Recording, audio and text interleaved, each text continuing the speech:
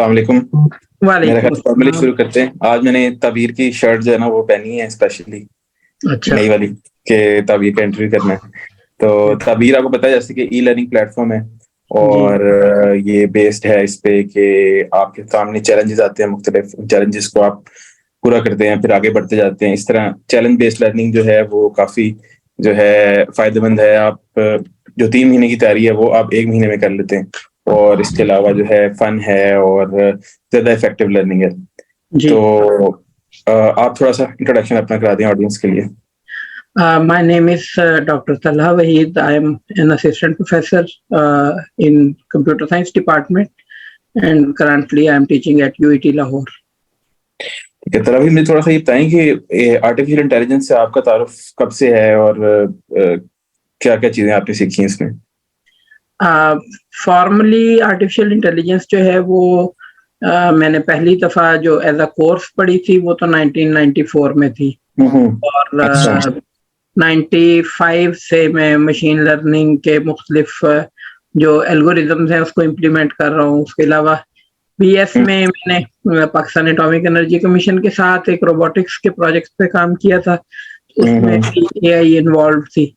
इसी तरह से जब मैंने मास्टर्स किया तो उसके बीच में मेरा जो थीसिस था वो एआई के एक सब एरिया में था, जो नॉलेज रिप्रेजेंटेशन का एरिया है और सिमेंटिक वेब का एरिया है।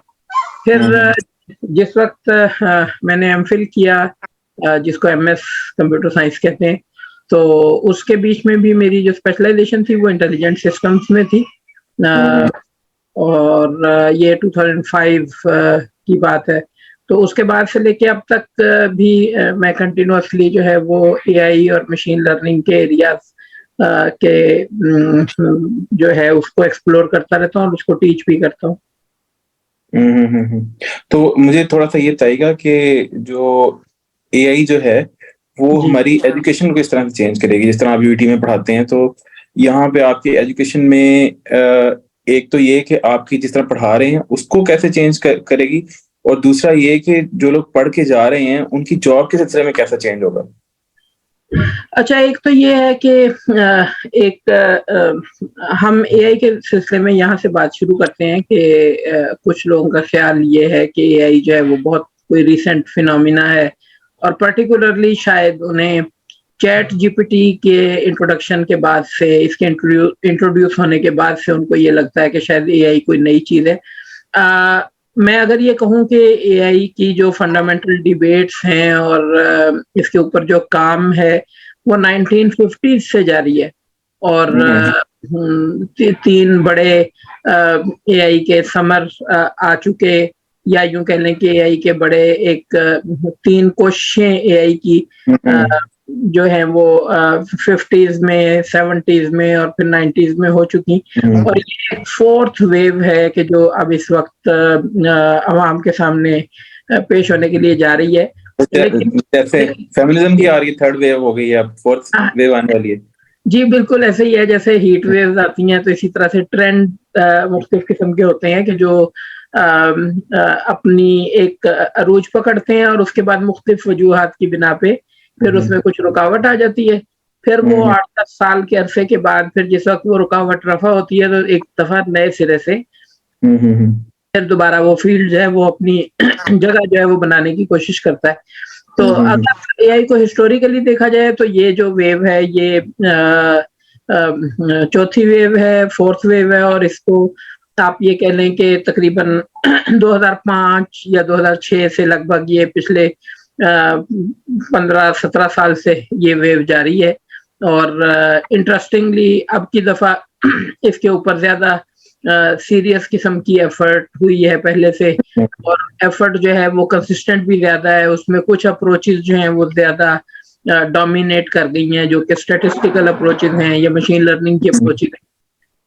अच्छा, मुझे थोड़ा सा ये बताइए कि यूनिवर्सिटी कहाँ पे खड़ी है?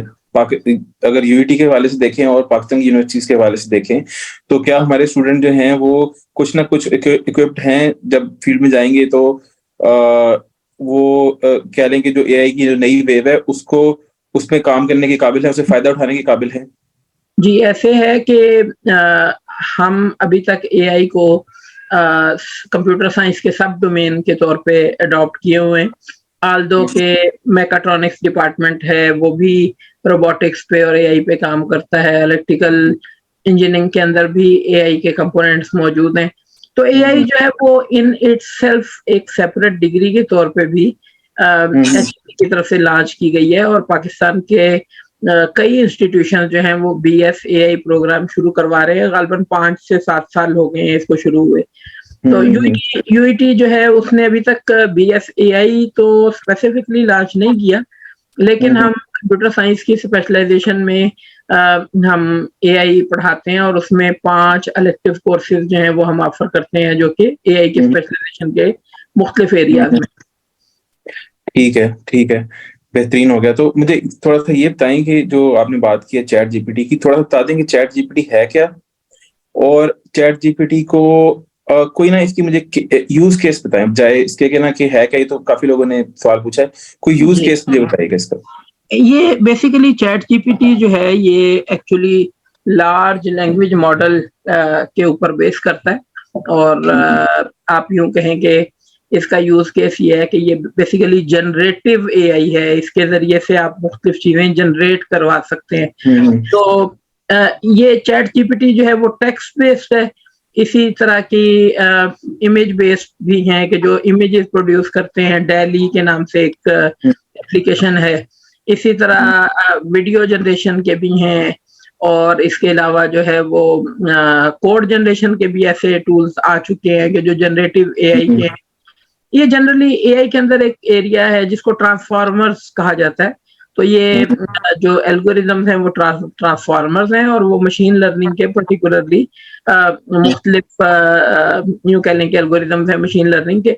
और टेक्स्ट को जनरेट करने के लिए लार्ज लैंग्वेज मॉडल है। बहुत सारा डेटा जो सोशल मीडिया पे या वेबसाइट्स के ऊपर पड़ा है, और उसके साथ उसकी लेबलिंग या टैगिंग हुई है।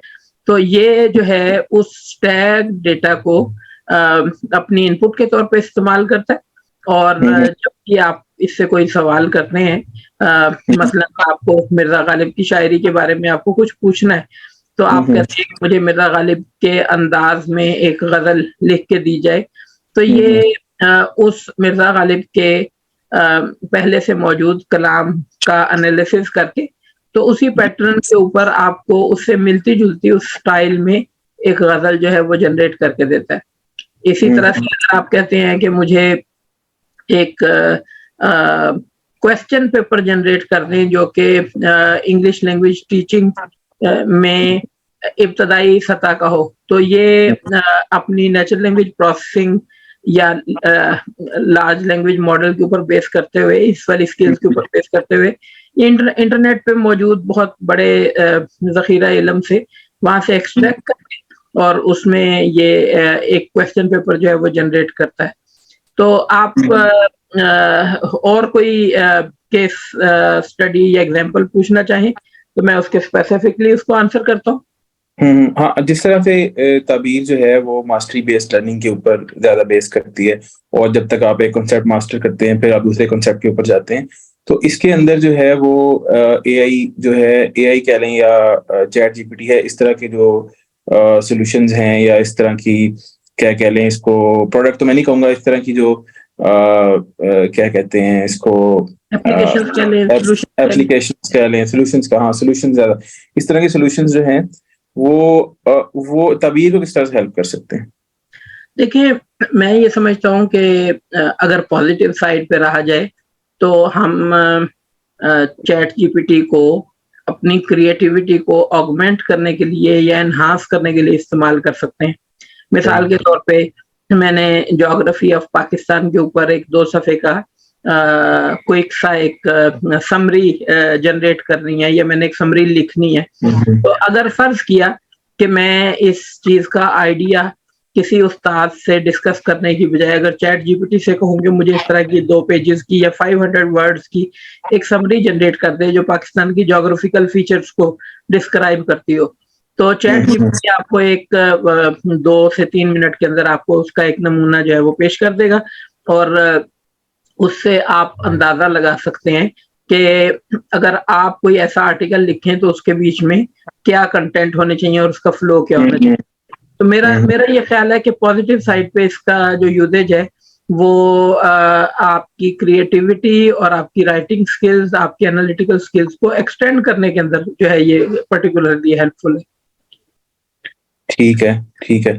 तो इसका थोड़ा-सा मुझे जो लार्ज स्केल जो इंडस्ट्री है उसके अंदर और ख़ास तौर पे जो सॉफ्टवेयर इंडस्ट्री है जो काफ़ी जो बड़े पैमाने पे काम हो रहा है, उसके अंदर इसकी एप्लीकेशन जो है ये अच्छा, एआई की। जी, इसमें ये है कि देखें AI in general computer science का और पर्टिकुलरली एआई का काम ये है कि उसने वो काम जो ह्यूमंस रेपिटेटिव काम होते हैं और रूटीन ओरिएंटेड होते हैं, आप यूँ कह लें कि ऐसे काम के जिनके अंदर कुछ एसओपी ओरिएंटेड काम होते हैं, तो एआई बहुत तेजी से उन कामों को लर्न करके, उनका पैटर्न, उनके ट्रेंड लर्न करके और आपको उन कामों से निजात दिला सकती है। आपको आपको उससे ज़्यादा क्रिएटिव कामों के लिए और डाइवर्स कामों के लिए आपको फैसिलिटेट कर सकती है। सही, सही, सही। जहाँ पे मतलब रिपिटिटिव काम है उनको एआई हैंडल कर लेती है इज़िली और फिर और उसको खुद से सीख लेती है, खुद से सीख लेती है, आपको सिखाने की भी ज़रूरत नहीं पड़ती। ऑब्वियसली मशीन लर्निंग है तो वो खुद से सीख लेती है। तो ये बताएँ कि जो यहाँ पे यूईटी में सीएस के स्टूडेंट्स हैं या सॉफ्टवेयर इंजीनियरिंग के स्टूडेंट्स हैं, इनको इसकी उनके लिए जॉब मार्केट जो है वो क्या है? अगर वो एआई के अब इस वक्त सॉफ्टवेयर इंडस्ट्री में या इन जनरल कहीं पे भी कोई सॉफ्टवेयर एप्लीकेशन बन रही है तो उसके अंदर एक बज़वर्ड के तौर पे या एक मार्केटिंग गिमिक के तौर पे एआई का लफ्ज जो है वो साथ सेल हो रहा है। आप हमेशा ये बताते हैं कि मेरी जो एप्लीकेशन है उसके अंदर या तो लर्निंग की कैपेबिलिटी है या वो आर्टिफिशियली इंटेलिजेंट है। मिसाल के तौर पे कोई बिजनेस एप्लीकेशन है तो आप कहते हैं कि ये इसके अंदर बीआई या बिजनेस इंटेलिजेंस जो है वो हमने इम्प्लीमेंट की हुई है। ये स्टॉक मार्केट के ट्रेंड्स को फोरकास्ट कर सकती है या फर्ज किया कि अगर आपकी कोई मैन्युफैक्चरिंग या प्रोडक्शन कंपनी है तो आप कहते हैं कि ये आपके जो मटेरियल है उसकी वेस्टेज को रिड्यूस कर सकती है एआई की किसी टेक्निक के जरिए से। इसका मतलब है कि मटेरियल के इस्तेमाल को ऑप्टिमाइज कर सकती है। तो ये जो लफ्ज़ हैं डेफिनेटली ये लफ्ज़ जो हैं वो किसी न किसी एआई के या मशीन लर्निंग के एल्गोरिदम की बेस के ऊपर कहे जाते हैं। तो अब इस वक़्त कहीं पे भी सॉफ्टवेयर डेवलप किया जाता है तो उसके फीचर्स के तौर पे एआई एमएल जो है वो साथ मार्केट किया जाता है और जब मार्केट किया जाता है तो डेफिनेटली जो डेवलपर्स जो सॉफ्टवेयर लिख रहे हैं या एप्लीकेशन लिख रहे हैं वो जिस वक़्त एआई को इम्प्लीमेंट करना जानते हैं तो ही वो ये लिख सकते हैं, अदरवाइज़ तो शायद ऐसा मुमकिन नहीं है। ठीक है, ठीक है, बेहतरीन हो गया। तो ये बताएँ कि ये जो मार्केट गैप है थोड़ा कि जो स्टूडेंट है वो और इंडस्ट्री उससे कुछ और डिमांड करती है, स्टूडेंट जो है वो किसी और पेडेस्टल पे होता है, तो इसको हम थोड़ा गैप जो है ब्रिज कैसे कर सकते हैं? देखें जिस वक़्त बैचलर्स डिग्री किसी भी सब्जेक्ट में की जाती है तो वो टिपिकली जनरल इंट्रोडक्शन होती है। लेकिन हर बैचलर डिग्री में आमतौर पे 10% टू 15% इलेक्टिव कोर्सेज़ होते हैं। वो इलेक्टिव कोर्सेज़ मैं स्टूडेंट्स को भी सजेस्ट करूँगा और एकेडमिक इंस्टीट्यूशन पहले ही इस बात का एहतमाम करते हैं कि वो लेटेस्ट मार्केट ट्रेंड्स के ऊपर करवाए जाएँ। तो हम कंप्यूटर साइंस इन जनरल और मैथमेटिक्स और फिजिक्स और इंग्लिश 35 कोर्सेज में पढ़ाते हैं, लेकिन 5 कोर्सेज हम इलेक्टिव ऑफर करते हैं और वो कोर्सेज मशीन लर्निंग के, डेटा माइनिंग के या एआई की टेक्निक्स के या सॉफ्ट कंप्यूटिंग की टेक्निक्स के ऊपर होते हैं। तो मेरा स्टूडेंट्स को हमेशा ये मशवरा होता है और एकेडमिक इंस्टीट्यूशन मैंने आपको पहले बताया कि वो इस बात का एहतमाम करते हैं कि वो उस वक़्त मार्केट में जो हॉट ट्रेंड्स हैं स्टूडेंट्स फाइनल ईयर प्रोजेक्ट और आखिरी इलेक्टिव कोर्सेज के जरिए उनमें इक्विप करके भेजें। ठीक है, ठीक है। तो ये बताइएगा कि जो आप स्टूडेंट्स को इक्विप करते हैं क्या उसमें इंडस्ट्री का भी कोई रोल है? अच्छा, इसमें डेफिनेटली इंडस्ट्री अपना रोल प्ले कर सकती है, लेकिन दिलचस्प बात यह है कि एक इंस्टीट्यूशन जैसे यूईटी है, अगर फर्ज किया कि हमारे ग्रेजुएट्स जो हैं वो 25 से 30 मुख्तलिफ सॉफ्टवेयर हाउसेज में और मुख्तलिफ कंपनीज में जाते हैं, तो शायद हर कंपनी के अंदर 2, 3 से 5 तक मुख्तलिफ प्रोजेक्ट्स जारी होते हैं। तो शायद यूईटी के लिए ये मुमकिन नहीं है कि वो 70-75 मुख्तलिफ प्रोजेक्ट्स के लिए अपने 70-75 ग्रेजुएट्स को अलग-अलग से तैयार करे। तो इसीलिए इसीलिए उनको मोस्ट जनरल टेक्निक्स और मोस्ट जनरल कोर्सेज पढ़ाए जाते हैं, जो कि यानी कि उनको रेडी टू लर्न स्टूडेंट्स को किया जाता है। उनको किसी भी नई टेक्निक या किसी भी नए एरिया के अंदर जंप इन करने के लिए सिर्फ 2 से 3 हफ्ते दरकार होते हैं। तो ये इंडस्ट्री जो है वो स्टूडेंट्स को जिस वक़्त इंडक्ट करती है अपने किसी नए प्रोजेक्ट में, तो आम तौर पे 1 से 2 हफ्ते का ट्रेनिंग प्रोग्राम होता है, जो कि इन हाउस होता है, और उसके ज़रिए से फ्रेश ग्रेजुएट्स को या ऑलरेडी काम करने वाले लोगों को रीट्रेन कर लिया जाता है। तो ये एक बड़ी कॉमन प्रैक्टिस है सॉफ्टवेयर इंडस्ट्री के अंदर। मैं आमतौर पे देखा होता हूँ कि कुछ लोग तो होते हैं ऐसे जो ग्रेजुएट करके आए हैं और उनको ना वो साल तक 6 महीने से साल तक वो ना उनको पर्टिकुलर टेक्नोलॉजी पे कुछ चीज़ों पे काम कराते हैं, उस वक़्त तक उनकी सैलरी जो है वो कम होती है। और कुछ ऐसे होते हैं कि स्टूडेंट्स के वो आते ही उनकी सैलरी ज़्यादा होती है, उनके वो पहले से चीज़ें जो हैं वो काफ़ी इक्विप्ड होते हैं पहले से। तो ये मुझे एक चीज़ लगती है कि जिसके ऊपर शायद जो है ना वो सर्टेन स्टूडेंट्स जो हैं वो तो काम कर रहे हैं, लेकिन सारे लोग नहीं इसके ऊपर। इसमें 2 तरह के इश्यूज़ हैं। एक तो इश्यू इंस्टीट्यूशन और उसकी फैकल्टी की तरफ से है, कि उन्होंने स्टूडेंट्स को कितना तैयार किया है नई चीज़ें सीखने के लिए, नए एनवायरनमेंट सीखने के लिए, और दूसरी तरफ कुछ इंडिविजुअल स्टूडेंट्स की अपनी परफॉर्मेंस में भी फ़र्क होता है। तो बाज़ औक़ात ये होता है कि इंस्टीट्यूशन में तो ये माहौल होता है, लेकिन कुछ स्टूडेंट्स थोड़ा स्लो लर्नर होते हैं, कुछ रैपिड लर्नर होते हैं।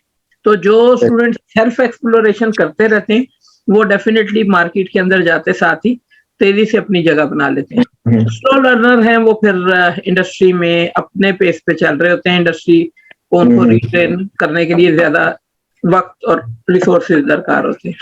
सही अंडरस्टैंडेबल है। तो कोई चीज़ आप कोई सजेस्ट करना चाहें, कोई चीज़ पूछना चाहें? एक तो ताबीर के बारे में है कि ताबीर जो है वो पर्टिकुलरली इंजीनियरिंग या बीएस डिग्री किसी भी डिसिप्लिन में करने वाले लोगों के लिए किस तरह से फ़ायदेमंद हो सकता है?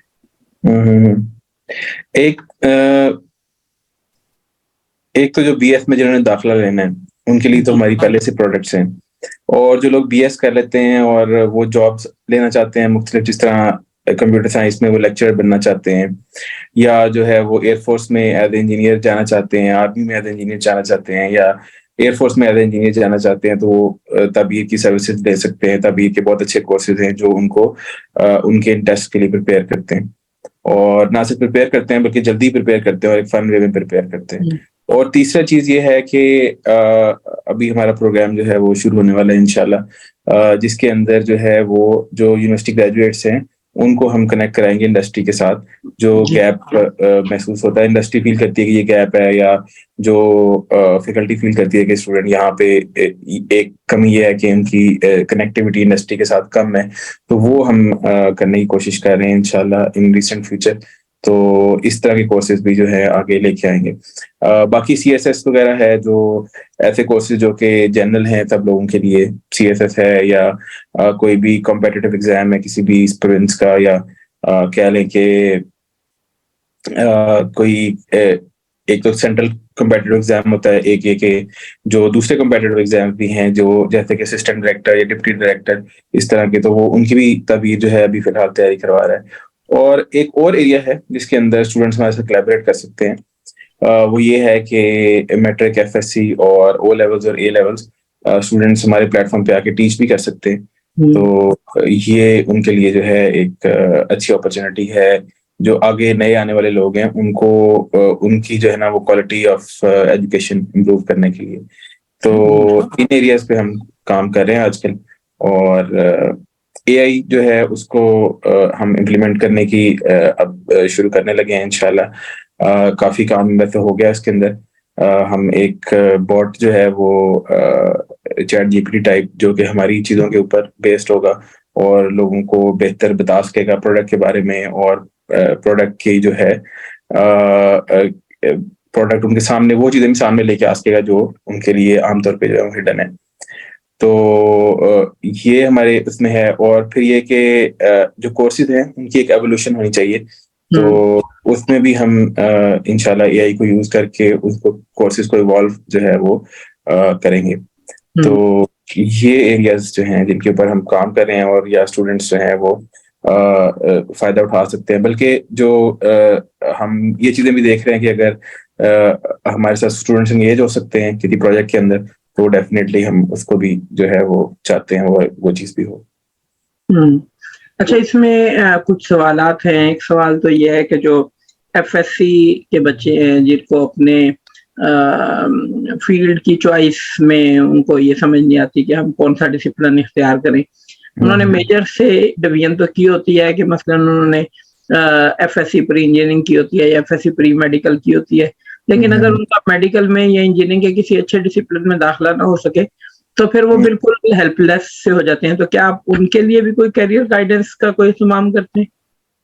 हाँ, इसमें ये है कि अभी इस वक्त जो है हमारे पास मुख्तलिफ कोर्सेज हैं, और हम उनको सजेशंस देते हैं कि अगर आपका ये वाला कोर्स नहीं हो रहा तो फिर आप ये दूसरे में जा सकते हैं। लेट्स से कि अगर एक बंदा कहता है कि मैंने इंजीनियर बनना है और मैंने सॉफ्टवेयर इंजीनियर ही बनना है, सॉफ्टवेयर इंजीनियर की तो उसका काफ़ी सारी ऑप्शन है, लेकिन लेट्स से सॉफ्टवेयर इंजीनियर बनना है और उसका यूईटी में एडमिशन नहीं होता, तो उसके पास जो है वो मल्टीपल अदर ऑप्शन हैं, 100 से ज़्यादा ऑप्शन हैं जहाँ पे वो सॉफ्टवेयर इंजीनियर बन सकता है। तो वो हम उसको ऑप्शन जो हैं वो बताते हैं। और और दूसरा ये कि जो आपने ये चीज़ पूछी कि उनकी जो है वो कैरियर चूज़ करने में उनको मुश्किल होती है, तो वो उसके लिए जो है मुख्तलिफ किस्म के एप्टीट्यूड टेस्ट जो हैं वो पाइपलाइन में है कि वो एप्टीट्यूड टेस्ट करे, उसको पता लगे कि उसकी मिलान तबा जो है वो या किस तरफ उसका जो है ना वो रुझान है। रुझान के अलावा एक चीज़ ये होती है बाज़ औक़ात कि किस चीज़ में आपको रुझान होता है लेकिन आप उसमें अच्छे नहीं होते। तो वो अब कुछ चीज़ में आप अच्छे होते हैं और आपका रुझान इतना ज़्यादा नहीं होता, बाज़ औक़ात ऐसा भी वो जो है चीज़ें। तो वो दोनों चीज़ों को, तीनों चीज़ों को एक कॉम्प्लेक्स है एक चीज़ जिसमें से आप जैसी फैकल्टी के जो लोग हैं तो उनको उनकी गाइडेंस की ज़रूरत पड़ेगी। लेकिन ये है कि फिर इस वक़्त के लिए जो है एप्टीट्यूड टेस्ट पे हम फ़ोकस कर रहे हैं कि एप्टीट्यूड टेस्ट दे सके। दूसरी चीज़ है कि रिकमेंडर है, मतलब रिकमेंडर इंजन जो है उसको रिकमेंड करेगा कि आपके पास ये वाला कोर्स है और आप ये यहाँ पे अगर आप एयर फोर्स में आप इंजीनियरिंग के लिए अप्लाई कर रहे हैं तो आपके पास ये 5 जगह और है जहाँ पे आप इंजीनियरिंग के लिए अप्लाई कर सकते हैं।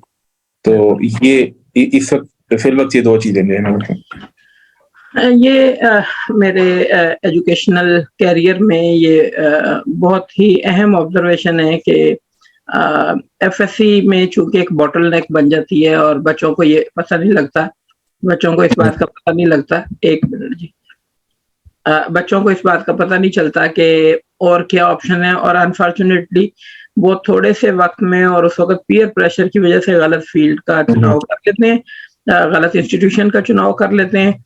और जिस वक्त उनको बीएस में पढ़ाया जाता है तो 1 से 2 साल के अंदर वो बच्चे कहना शुरू कर देते हैं कि हमारा इस शोबे के अंदर इंटरेस्ट नहीं है, और बदकिस्मती से हम पब्लिक प्रेशर की वजह से हमने और जल्दबाजी की वजह से इसमें दाखिला लिया।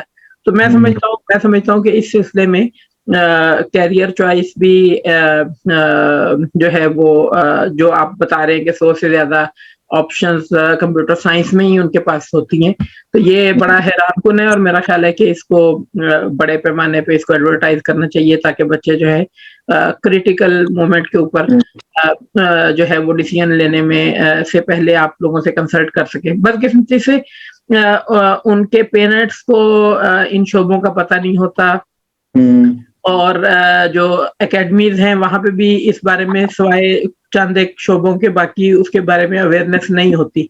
तो मेरा ख्याल ये है कि ये जो गैप है पाकिस्तान में ये काफ़ी बड़े पैमाने पे है।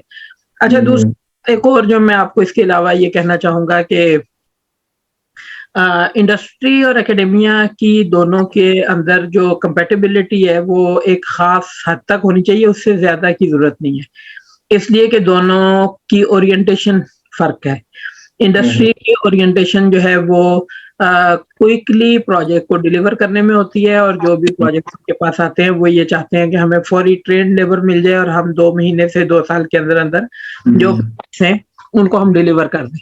अच्छा, लेकिन एकेडेमिया ने स्टूडेंट को लाइफ टाइम लर्निंग के लिए तैयार करना होता है, और उसमें बैकग्राउंड कॉन्सेप्ट्स ज़्यादा इम्पोर्टेंट होते हैं और पर्सनैलिटी की डेवलपमेंट ज़्यादा इम्पोर्टेंट होती है।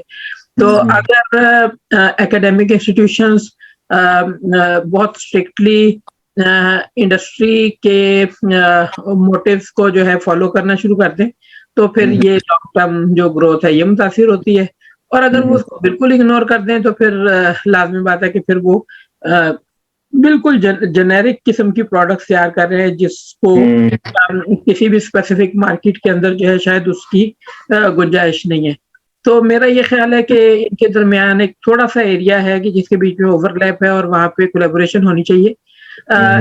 लेकिन इससे हट के मैं अगर आपको एक जनरल स्टूडेंट के लिए एडवाइस देना चाहूँ, और आप इस बात से फ़ैमिलियर होंगे कि जितनी तेज़ी से स्किल्स चेंज हो रही हैं, जितनी तेज़ी से प्रोफ़ेशंस में चेंज आ रही है, तो मेरा ये ख्याल है कि लर्निंग, अनलर्निंग और रीलर्निंग बहुत तेज़ी के साथ जो है हमें शायद स्टूडेंट्स को ये सिखाना होगा कि वो अपनी एग्जिस्टिंग स्किल सेट को कैसे किसी नए इमर्जिंग फील्ड के लिए इस्तेमाल कर सकते हैं, और अगर वो फील्ड भी कॉन्स्टेंटली चेंजिंग है तो उन्हें फिर 5 साल के बाद या 3 साल के बाद उन्हें फिर रीलर्न करके या अनलर्न करके और फिर रीलर्न करना पड़ेगा। तो शायद अब ऐसे मुमकिन नहीं है कि आपने 1990s में आपने बीकॉम किया था और आप उस बीकॉम की बुनियाद पे आप अगले 30 साल तक नौकरी करते रहें। मेरा ये ख्याल है कि अब तमाम प्रोफेशन जो है वो बहुत रैपिडली चेंज हो रहे हैं, और शायद ये एआई का ये जो रेवोल्यूशन है, अभी एक मोस्ट रिसेंट एक वर्ल्ड इकोनॉमिक फोरम की WEF की एक रिपोर्ट आई है 300 सफ़ों की। उसमें उन्होंने काफ़ी तफसील के साथ उन्होंने इस बात का जायज़ा लिया है कि दुनिया की 25% जॉब्स जो हैं वो एआई के इस जो रेवोल्यूशन है उसको बर्दाश्त नहीं कर सकेंगी, और 25% जॉब्स जो हैं वो सीरियसली अफेक्ट होंगी। तो मैं ये समझता हूँ कि पाकिस्तान जैसा मुल्क के जहाँ पे लोगों के अंदर इतनी तेज़ी से चीज़ों को ट्रांसफ़र करने की या तब्दील करने की कैपेसिटी मौजूद नहीं है। हो सकता है कैपेसिटी मौजूद हो और रिसोर्सेज ना हो उसके। तो मेरा ये ख्याल है कि यहाँ पे इस बात की अवेयरनेस जो है वो ज़रूर फैलाई जाए कि लोग जो हैं वो अपने आप को नई आने वाली टेक्नोलॉजीज़ के साथ अलाइन करें। और मैं अगर इसको 3 तरह से तक़सीम कर दूँ तो शायद हो सकता है आपके लिए ये बात और आसान हो जाए। वो लोग जो 50 या 50 प्लस हैं और उनके कैरियर्स में उनके पास सिर्फ 10-12 साल 15 साल हैं कि जिसमें उन्होंने परफॉर्म करना है, तो मेरा ये ख्याल है कि उनको एग्जीक्यूटिव लेवल पे एआई और इस तरह की टेक्नोलॉजीज की अंडरस्टैंडिंग की जरूरत है, और उनको ये अंडरस्टैंडिंग होनी चाहिए कि चैट जीपीटी या डेली या एआई या कंप्यूटर साइंस या मुख्तलिफ चीजें कैसे हमारे लिए हेल्पफुल हो सकती हैं, और वो किसी से भी किसी यंगस्टर से ये काम करवा सकते हैं। तो ये जो लोग हैं इनको शायद बहुत ज्यादा परेशान होने की जरूरत नहीं है, लेकिन एक अच्छी अंडरस्टैंडिंग इनके लिए काफी है। और मेरा ख्याल है कि वीडियोस के जरिए से और ब्लॉग्स के जरिए से ये शायद इसको डेवलप कर सकते हैं या डिस्कशन के जरिए से डेवलप कर सकते हैं। एक वो लोग हैं कि जो मिड कैरियर है, जिनको 10-15 साल 20 साल हो गए जॉब करते हुए और अभी उनके प्रोफेशनल लाइफ के 20 साल बाकी हैं। तो मैं ये समझता हूँ कि उन लोगों को अपने एरिया से रिलेटेड, मसलन अगर कोई कॉमर्स से है तो उसको कॉमर्स से रिलेटेड, और अगर कोई मेडिकल से है तो उसको मेडिकल से रिलेटेड टेक्नोलॉजी का कोई ना कोई शॉर्ट कोर्स जो कि 6 माह से 1 साल पे मुश्तमिल हो उसको जरूर करना चाहिए, ताकि वो अपने आप को प्रॉपरली अगले 20 साल तक, अगले कम से कम अगले 5 साल तक तो जरूर वो उसमें इन्वॉल्व रह सके। जो लोग बिल्कुल अभी फ्रेश ग्रेजुएट हैं या फील्ड में एंटर होना चाह रहे हैं या अभी एफएससी कर रहे हैं, तो मेरा ये ख्याल है कि उनको उन शोबों का इंतखाब करना चाहिए कि जो हाईली टेक्नोलॉजी ओरिएंटेड है, या यूं कहें कि फिर साइंस ओरिएंटेड है, ताकि जो है वो अगले 35-40 साल तक उनको इस बात की अंडरस्टैंडिंग और वो इसके साथ चल सकें कि टेक्नोलॉजी किस तरह से चेंज हो रही है। तो आपका कोई सवाल हो तो मैं इसको फर्दर एड्रेस कर सकता हूँ। नहीं, मेरा ख्याल है बिल्कुल आपने सम अप कर दिया इसको कि फ्यूचर नीड्स जो हैं वो स्टूडेंट्स के लिए क्या हैं और किस तरह से वो अपने आप को रेलेवेंट रख सकते हैं अपने करियर के लिहाज से। तो जी। मेरा ख्याल है कि ये काफ़ी फ़ायदेमंद है स्टूडेंट्स के लिए और एज़ वेल एज़ इंडस्ट्री के लिए भी जो है वो भी ऑब्वियसली वो भी एक चेंज की कैफ़ियत में है क्योंकि जब तक वो एफ़िशिएंट नहीं होंगे क्या वो भी जो है वो स्टैंड नहीं कर सकते दुनिया की जो इंडस्ट्री है उसके सामने। तो मैं ऑब्वियसली स्टूडेंट को छोटी सी एक एग्जांपल जाने से पहले मैं देना चाहूँगा कि वो सारे लोग के जो पब्लिक ट्रांसपोर्ट इस्तेमाल करते थे या प्राइवेट ट्रांसपोर्ट रिक्शा वगैरह इस्तेमाल करते थे, शायद उबर करीम के आने से उन्हें ये अंदाज़ा होगा कि किस तरह से पैराडाइम शिफ्ट हो गया और किस तरह से वो जो एक रिक्शा या टैक्सी या बाइक का सफ़र था, वो उसके बीच में कितनी सारी नई तरह की ऑप्शंस आ गई। अब आपको किराया जो है वो बार्गेन नहीं करना पड़ता, आपको रूट बताना नहीं पड़ता, आप को किसी जगह पे सवारी का इंतज़ार नहीं करना पड़ता। तो बेसिकली इस तरीके से टेक्नोलॉजी शायद ज़िंदगी के हर शोबे के अंदर अपनी जगह बना लेगी और आपको इस तब्दीली के लिए तैयार रहना चाहिए। ऑब्वियसली बिल्कुल, बिल्कुल। तो बहुत शुक्रिया आपका टाइम देने का जी, और जज़ाकल्लाह। अगर कोई आइंदा सवालात हों तो आपके ज़रिए से लोग जो हैं, आप जहाँ भी इसको पोस्ट करेंगे, आपके ज़रिए से लोग सवालात जो हैं वो डेफ़िनिटली कर सकते हैं, मोस्ट वेलकम। ठीक है, नहीं, ज़रूर। बहुत शुक्रिया। अस्सलाम चलिए, वालेकुम। जज़ाकल्लाह, अल्लाह हाफ़िज़।